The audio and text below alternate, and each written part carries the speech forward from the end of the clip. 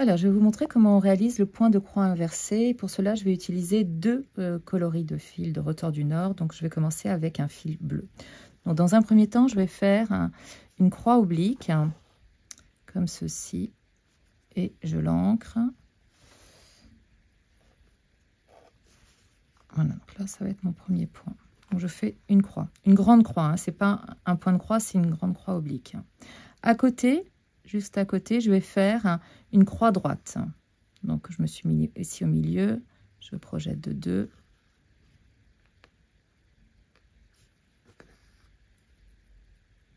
Et je ferme. Donc, j'ai bien une croix oblique, une croix droite.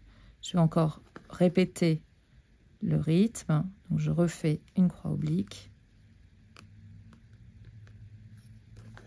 Je la ferme. Et une croix droite.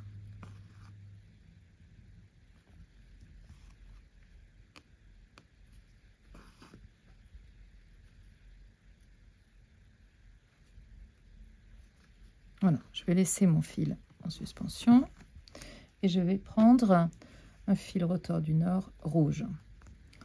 Donc, cette fois-ci, je vais venir couvrir chaque croix par son inverse, c'est-à-dire que sur une croix oblique, je vais faire une croix droite. Sur une croix droite, je vais faire une croix oblique.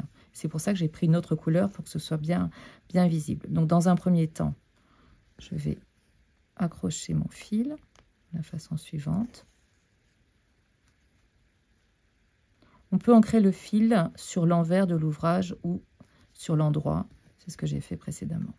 Et donc là, je viens, et c'est l'intérêt de changer de coloris. Et je viens donc fermer avec le fil rouge. Donc là, je viens de faire une croix droite sur ma croix oblique bleue. Et cette fois-ci, bien, je viens de faire une croix oblique sur ma croix droite bleue. J'ai deux coloris et deux points en quelque sorte.